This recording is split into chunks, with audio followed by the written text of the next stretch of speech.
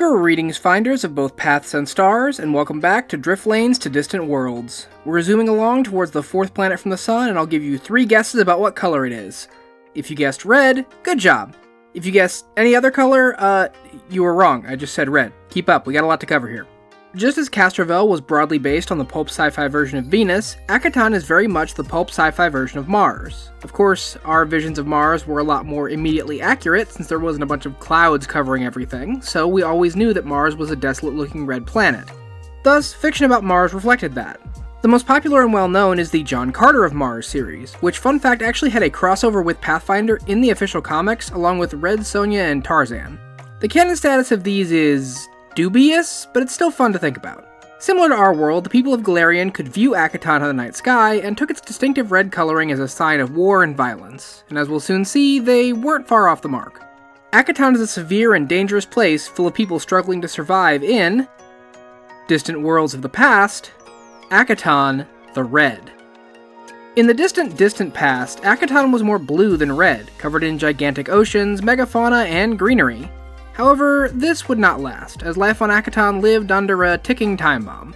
The planet's core started cooling and slowing, which weakened the planet's magnetosphere. This left the atmosphere vulnerable to solar winds, which are slowly grinding it away. While still breathable, the thin air regulates the heat poorly, turning the poles into a frozen tundra and the rest of the planet into a harsh, dusty desert. Being so harsh and barren shapes Akiton's civilizations, all of which compete to survive in the planet-wide desert. You might think this would make the planet one wide Mad Max land, with cities being a hotbed of violence as each species competes for resources. Actually, it's kind of the opposite. Because life is so harsh and dangerous, making enemies out of someone willing to trade with you is seen as a stupid thing to do. Also, Akiton is a little bit more technologically advanced than Golarion, giving them a few more options to survive inside cities, like solar panels and moisture collectors that you wouldn't think they'd have access to. Species that would be enemies out in the wasteland can live side by side easily in cities, working together to keep things running smoothly. Going over the species, there are actually humans on Akiton, but they're a little different from the humans on Golarion. Cosmetically, they tend to have a red cast to their skin, but more impactfully, they are significantly weaker. This isn't for any kind of genetic reason, but rather environmental. Akiton is smaller than Golarion, having about half the diameter and 1/10 the mass. This gives it gravity about 1/3 that of Golarion standard, which means a Golarion human on Akiton would be 3 times stronger due to their higher gravity acclimation. Though I don't think it'll help them achieve Super Saiyan any easier. But we've seen humans before, and they're a lot more boring than the rest of Akiton's species. The largest group are the Shobads, 4-armed giants that roam the desert wastelands in fiercely territorial tribes called Shobad Nays. Towering over other species at 12 feet tall, Shobads peerlessly mix ranged and melee combat to deadly efficiency. Their forearms let them mix powerful melee weapons and long-range flechette rifles without sacrificing effectiveness. Though powerful, their guns do have a small flaw. They can only function in Akiton's lower gravity, preventing them from spreading to other worlds effectively. The Shobads don't really mind, as they prefer to keep to themselves anyway. Living in the city often means surrendering your identity to the whims of another, be they a boss or a government, and only the desperate or outcast are willing to do that. Competing with the Shobads in the waste are the lizard-like Akeshti. They also avoid cities, but for a different reason. Their life cycle is strange and oddly strict. Young Akeshti are born into broods and are ravenous eaters. Acting more like animals, they are cared for by broodminders who do their best to keep the young fed. After 5 years, Akeshti reach adolescence. Now more humanoid, these Akeshti live in nomadic groups with other adolescents of their kind. After another 10 to 20 years, they reach the rutting stage. Akeshti in this stage are driven to find a mate, getting more and more desperate the longer this takes. If they do find a mate, the two will get down and dirty, laying a brood of eggs before fighting each other to the death. The Akeshti that wins will take one of 2 roles. If the winner is male, they become a broodminder, nurturing the next generation. If the winner is female, they instead become a congregant. Congregants have a strong protective instinct and will work to provide for the broodminders. They will seek out a broodminder, leave the eggs with them, and head out to gather resources. In this way, Akeshti society as a whole can thrive. The desperation to find a mate isn't simply social anxiety, as it is for a lot of humans. Akeshti that don't satisfy this urge undergo further change, as the hormones in their body run rampant. They get larger and become highly aggressive. Known as Riveners, these individuals are considered a huge shame to the Akeshti people and are put down if possible. A hard prospect, since a Rivener is much stronger than the average Akeshti, but a necessary evil. Shifting to the species that prefer the city life to desert waste wandering, the Ysoki resemble small humanoid rats. They are related to Golarion's ratfolk, and no one knows if they originate there or here on Akiton. But they are far more common on Akiton. Less suited to life in the desert, Ysoki that don't live in cities can be found living in underground warrens dug into the sides of Akiton's many deep canyons.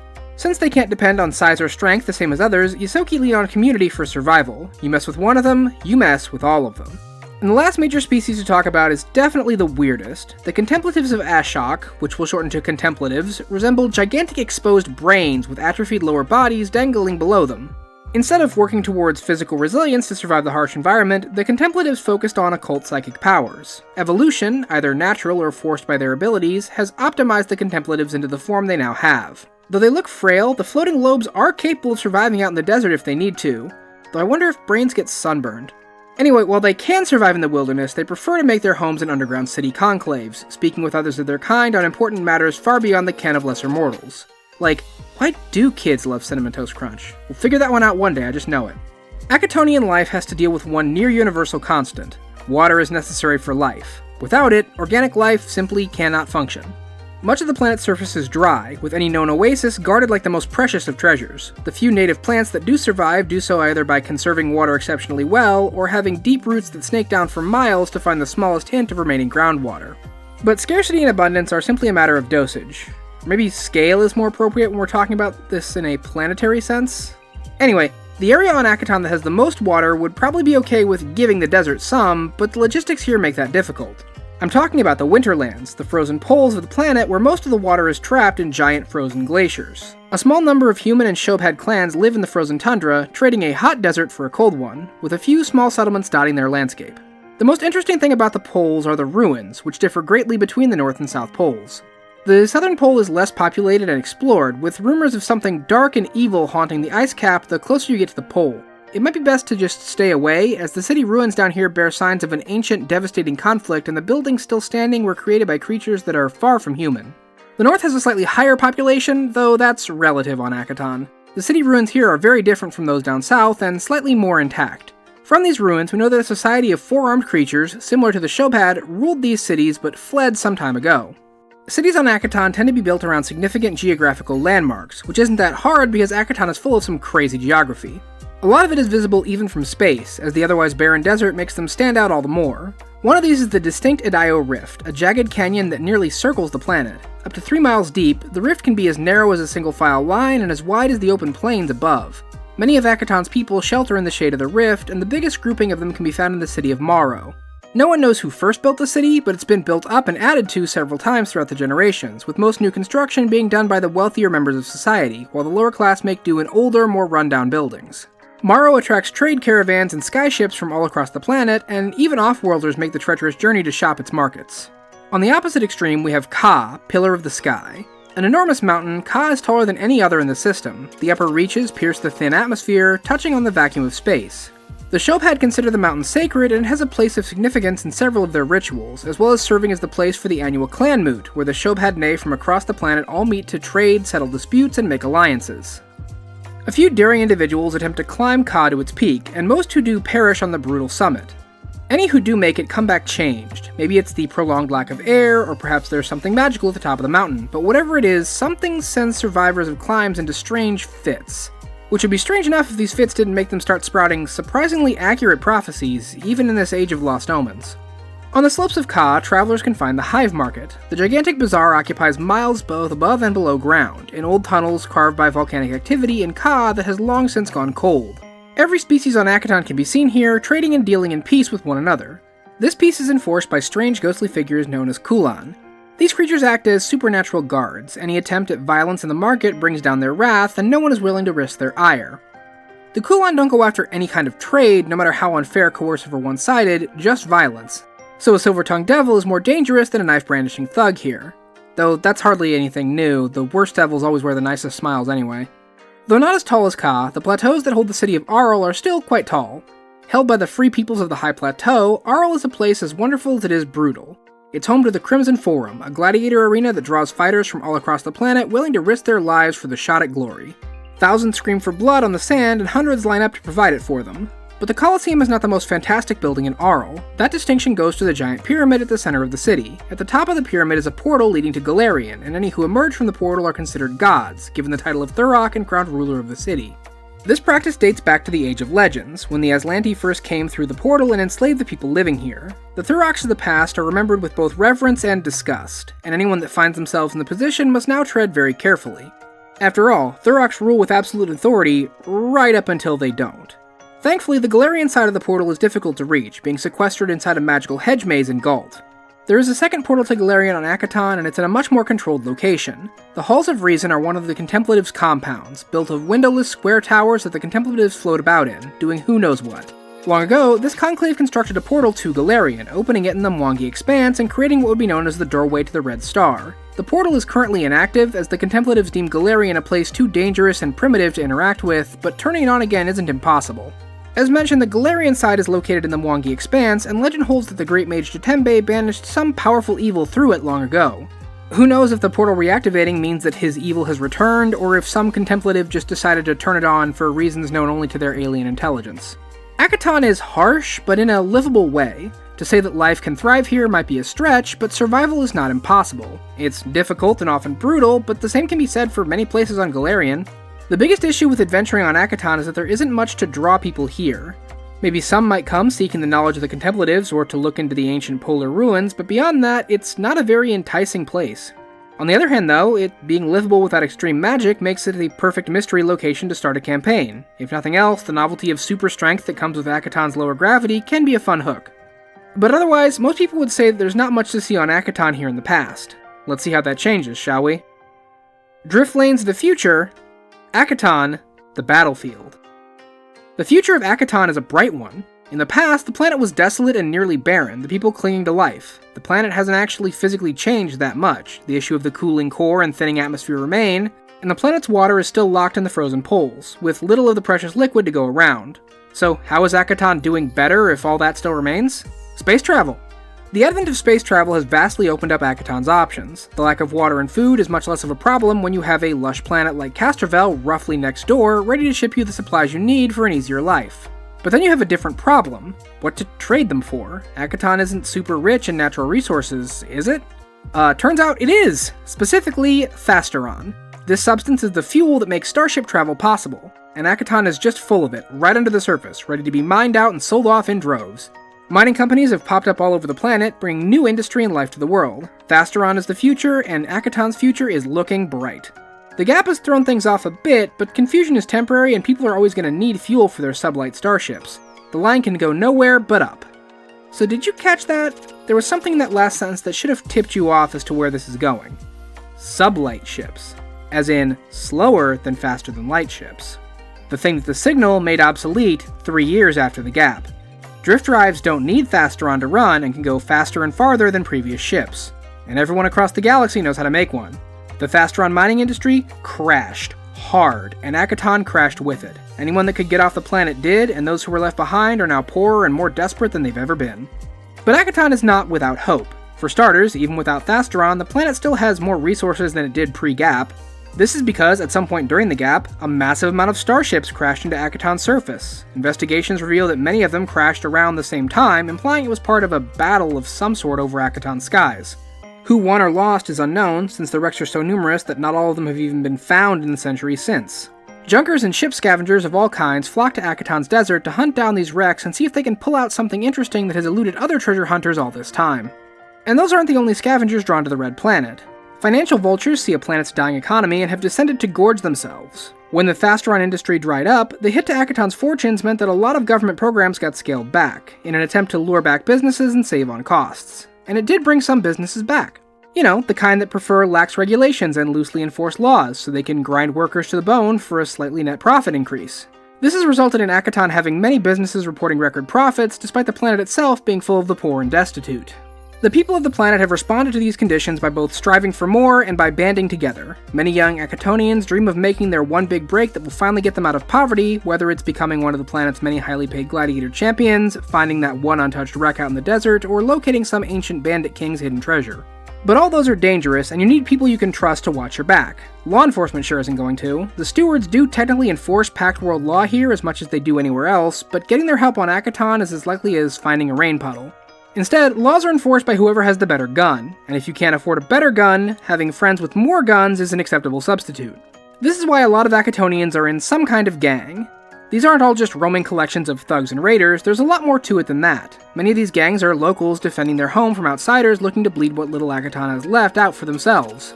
Banding together is the best way to fight back and to take care of your own. With the planetary government overstretched and unable to provide much help, these groups pick up the slack. Yeah, a good amount of them do this, specifically to ingratiate a younger generation into the gang so they're willing to join later, but if it gets you and your family through the week, couldn't it be worth it? The 5 main species that made their home on Akiton pre-Gap have all survived into the present day and have embraced the new world in different ways. The Ysoki absolutely benefited the most from this. Already on the cutting edge of technology available on the planet pre-Gap, the Ysoki have thrived in the new tech-heavy environment after the Gap. They've also weathered the Thasteron bust better than anyone else. Ysoki families tend to be tight-knit, sticking together, which allowed them to support and uplift each other.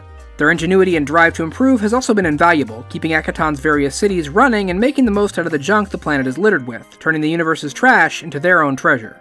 The biggest success story here is definitely the Nurkop family, a Ysoki clan that managed to strike it rich during the Gap somehow. Since the records are all jumbled, none of the current Nurkops quite know what their ancestor did to bring them this prosperity, but they sure did something. The current theory is that the family found the motherlode of all crashes sometime in the past and sold it off for a fabulous haul. Even more dubious rumors say that the family couldn't carry out even a fraction of what they found, and that the legendary Nurkop's rich pick is still waiting for another desert scavenger to find it and claim more. The current clan maintains a lot of different ventures, the most famous being 5 Tines Fortress. Pre-Gap, the fortress was a floating fortress designed to withstand a siege and rain destruction on their enemies. However, while the construction of the floating base is fantastic, with the technology that steers it remaining shrouded in confusion to this day, its defenses weren't made to stand up to laser fire or penetrate starship hulls. So explorers found their way inside and investigated, finding little beyond a depiction of a Ysoki warlord wielding a 5-pronged spear-like weapon, hence the 5 Tines name. The fortress isn't suited for combat anymore, so the owners decided to pivot to the next logical venture. They made it a theme park. Now owned by Zukar Nurkop, the park's biggest claim to fame is the annual Redstone Raid, where a section of the fortress is filled to the brim with traps and tricks before gangs of treasure hunters are released inside to race to find a cash prize. As with most gambling, the winner here tends to be the house, which broadcasts the race live and makes a killing on merchandising. Now something kind of interesting has happened with the humans on Akiton. Though subject to the same disorienting loss of history as their cousins on Absalom Station, the red-skinned humans called the Hilki didn't lose their world. As a result, they have a stronger connection to their own cultural history, being better able to piece it together from first sources. They had a hand in almost every industry on Akiton during the Thasteron boom, while maintaining the city of Arl atop the same plateau it occupied in the past. During the Gap, they had largely done away with the absolute rule of the Thurox, and with Galarian gone, it's unlikely anyone is going to appear from that portal to reclaim it. They actually wouldn't need to, as the economic crash brought about a desperate military coup that reinstated the position. Bahal Ios is the current Thurok and believes himself to be a strong and decisive leader, by which I mean he favors big shows of force and broadly ramming through random decrees to make things function in the city the way he thinks they should, regardless of the actual viability of the plan. He's trying to restart manufacturing around Arl, but the factories struggle to compete. It's fitting to him that the one thing Arl still claims to be the best at is gladiator games. The Crimson Forum still exists, though now it's more of a historical site, as the large Vitara Tech Arena now hosts massive sporting events and blood sports to crowds of over 150,000. Funny enough, the gladiator games are one of the few industries on Akiton that remains fairly well regulated, with the 3-Scar League keeping things as fair and clean as they can. Given the galaxy's thirst for blood sport, in comparison to the more skill-intensive but relatively bloodless traditional matches the League encourages, this has driven a huge market for underground fighting competitions. Fighters looking to compete will take any advantage they can get, and the best of them will head south to the Shears, a fighting school that can trace its lineage back to the original Crimson Forum. The training here is brutal and effective, turning out some of the best fighters on the planet. All are welcome, but the current leader of the school is a Shobad woman named Shazag, and her style resonates more strongly with her own culture. This can be seen with her practical field trips that send trainees out into the desert to survive a grueling challenge. Most who complete their training depart to fight in cities across the planet, but the very best Shazag keeps for her elite team, which competes a few times a year in whichever games they feel most like crushing at the time. They never fight in the same arena twice in one year though, out of a sense of fairness to those they pulverize. This is a good segue into the Shobhad, who have maintained a lot of their pre-Gap culture and lifestyle in the face of a changing Akiton. The increase in resources from off-world allowed their population to expand, and this has led to certain cultural norms shifting with them. Shobhad leaving their Shobhad Nay to find work in cities is a lot more common, though they still consider menial labor demeaning and often take jobs as mercenaries or gladiators. Rarely are these long-term contracts, for the Shobhad value their ability to simply return to the desert and their Shobhad Nay whenever they want. Their culture's individualistic sensibilities, and their relative distance from the Thasteron mining industry, means that they are some of the least changed by the collapse of that industry. though it ironically left them with a different emerging problem: imitators. With the mining industry drying up, many of those left behind when the companies pulled out looked to the Shobhad way of life to survive in Akiton's harsh desert. And that's not necessarily a bad thing. Learning skills from those who are used to an environment is a good thing. But there is a difference between embracing the Shobhad lifestyle and appropriating their culture, and many of the miners turned desert survivalists don't know where to draw that line. To add injury to the insult, Akiton's deserts aren't much more productive than they were pre-Gap, meaning that scarce resources become even more scarce. You can see this in effect at Pua, the heart of the land. An old impact crater, the area here is relatively lush with scrub grasses, making it one of the few places Shobhad can herd livestock. Even when it was just the Shobhad Nay using the area, competition for the best spots was a bloody affair. Now that outsiders are also looking to lay claim to Pua, the Shobhad who have been here for generations are feeling the pinch. It's even caused Shobhad Nay with long-standing feuds to make peace with one another to better present a united front. The Shobhad still meet on the slopes of Ka annually for a clansmoot, and it remains one of the most sacred locations. Many outsiders have attempted to settle or build on the mountain slopes, and the Shobhad have ruthlessly deterred them every time. There are a few settlements, many of them smaller scientific installations, but for the most part the mountain remains untouched. Though even it can't escape certain modern practices. Being the largest mountain in the system, many people flock to Ka hoping to climb it. Rather than put a complete stop to that, the Shobhad regulate the climbs, leading people down carefully curated paths to the summit. Rumors from climbers that have slipped free and wandered off talk about strange obelisks and ruins on the mountain, but there's little to substantiate what they say. After all, those that climb the mountain still come back changed by the experience, and you should take what they say with a grain of salt. Hive Market can still be found in the shadow of Ka and functions much as it did in the past. The strange ghostly Kulam still keep the peace in the market, punishing violence or theft but permitting any other kind of trade without judgment. Some have tried to study and understand the Kulam, and a recent breakthrough has allowed for a more accurate tracking of some of their movements, showing that the ghost creatures seem to be periodically drawn into the tunnels around Hive Market towards Mount Ka for some unknown reason. What they might be doing beneath the mountain, no one knows. Now, since these protector spirits don't regulate business in any way, that falls to the people of Hive Market, and it's attracted a lot of unscrupulous businesses that use this kind of loose regulation to take advantage of people. The only good news is that all these groups conflict with each other in an attempt to get the biggest slice of the pie, and that competition can be swayed by savvy workers to their advantage. Now, located to the northwest is an unusual site on Akiton: greenery. During the Thastron boom, many scientists theorized that terraforming might help Akiton become a more hospitable place to live, and a lot of money was pumped into that project, since it would cut down on mining company costs to not have to import so much food, water, and material. This didn't work out too well, as Akiton has a lot of environmental factors working against this. A small but highly important one is the local ecosystem's lack of small animal species that perform several vital functions in an ecosystem. Flora needs fauna to disperse seeds through eating fruit, aerate the soil through burrowing, and dozens of other little small functions that keep nature working. Importing species was seen as a bad idea, since they likely wouldn't survive on Akiton long enough to acclimate, so a different solution was devised: cloning. And just like the hit book Billy and the Clonosaurus, it did not go as planned. The original idea was to clone a small burrowing lizard creature. Simple, fairly harmless, and it would help with one of those natural processes I talked about. Unfortunately, what the scientists didn't know is that this species is actually more like a first stage of development, and that as these lizards age, they become gigantic predators. They realized their mistake when several of the adults burst out of the ground and started slaughtering farmers. Called Scar Gnashers, these predators have spread out slightly from their initial habitat in the Bounty, but seem unwilling to go very far. This is good, because attempts to wipe them out have proven ineffective, as the creatures can simply burrow underground to avoid everything from conventional gunfire to orbital bombardment.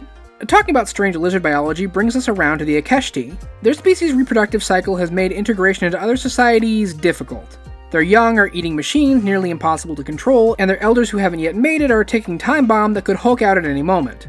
Only during adolescence are they relatively sociable, and that's when many Akeshti leave Akiton and set out into the universe. Off-world imports are a blessing and a curse, allowing the Akeshti to better provide for the broods back home, which increases the size of the broods that can be sustained, which means more mouths to feed, onward and onward, upward and upward, etc., etc. Additionally, the farther they get from Akiton, the less likely an Akeshti is to find another of their kind to satisfy their biological need to mate. There aren't really any signs for when the urge will take over, just a vague timeline, meaning an Akeshti that isn't careful can turn overnight, leaving their starship crew to deal with an angry Rivener. Because of this, most Akeshti are still born on Akiton, since it's the easiest place for their species to find mates. Because multiple broods can devastate an area with overfeeding, the Akeshti don't build many cities. There are two major exceptions. The first is Dal the Wat, which sits on the edge of the Irkonian Sea. This isn't a sea of water like you'd find on other planets, but rather a sea of sand that formed in a massive crater.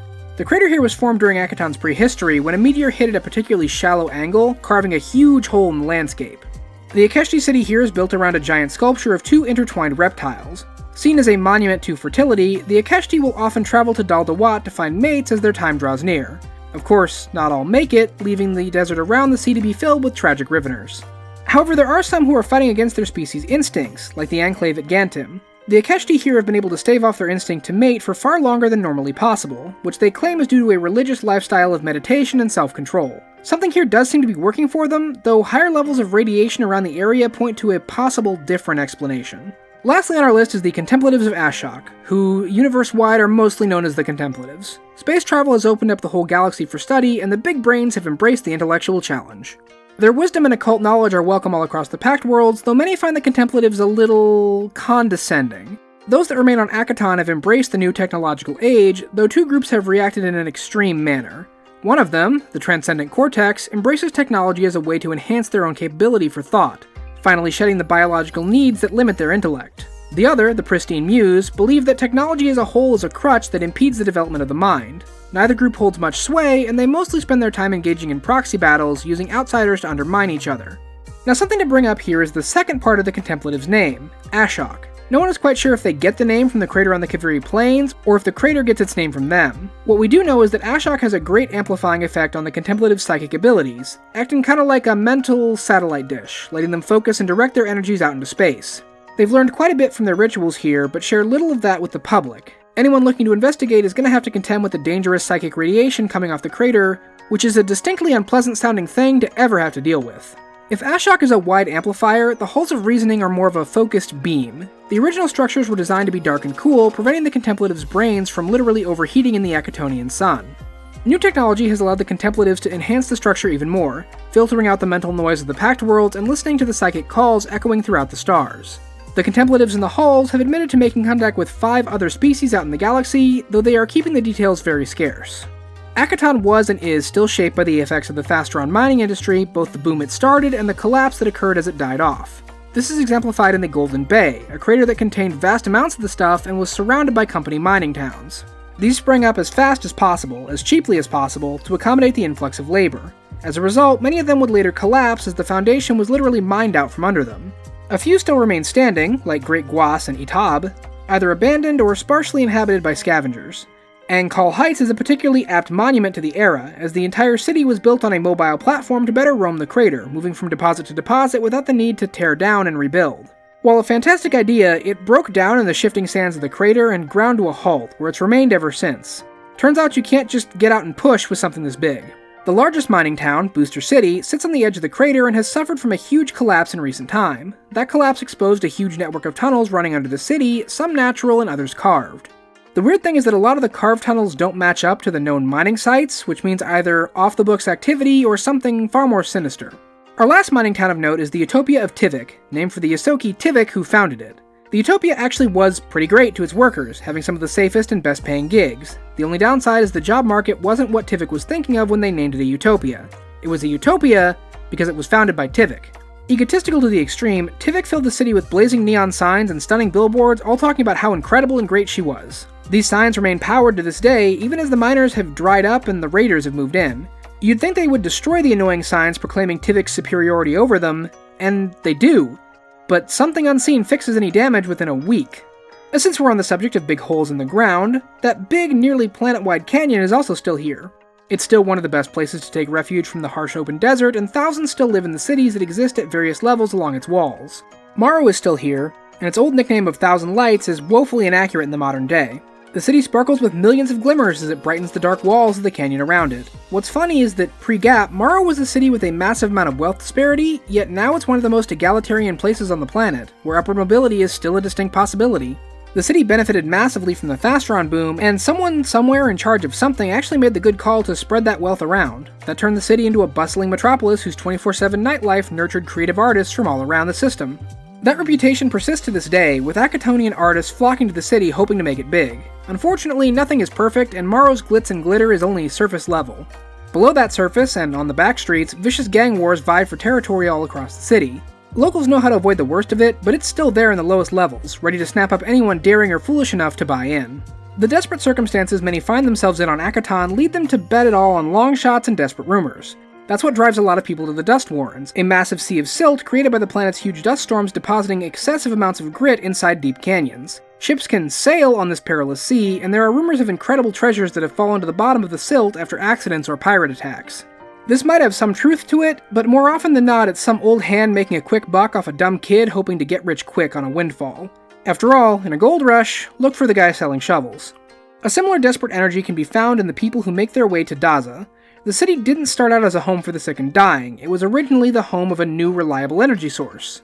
Developed during the Gap, the power plant here is a marvel of science and the arcane that we still don't fully understand. What we do know is that after the Gap, many of the town's residents started falling sick from radiation poisoning. That'd just be tragic, but there's actually more to the story, because those that didn't die experienced remarkable changes, healing from incurable diseases or even growing backup organs to allow them to survive and thrive. Very few are ever born in Daza, but many flock to the city in hopes that whatever it is they have is one of the things the power plant can cure. Akiton's desert is still full of crashed ships, and many raiders and scavengers will head out to pick them over for missed treasure or the hopes of an untapped find revealed by a recent dust storm. Near the largest collection of these sites is Kefak Depot, the most commercial of the junk towns you'll find dotting the planet. It has a reputation for being more of a tourist destination, catering to off-worlders and more scientific types rather than real junkers. Those new to Akiton will find this the most hospitable place in the wilderness, but remember that safety ends just outside the town's walls. The lack of proper law enforcement in the desert doesn't just extend to raiders and junkers. Find the right spot and you can get away with doing tons of unethical research and mad science, which is just what the Vitari Tech research sites are known for.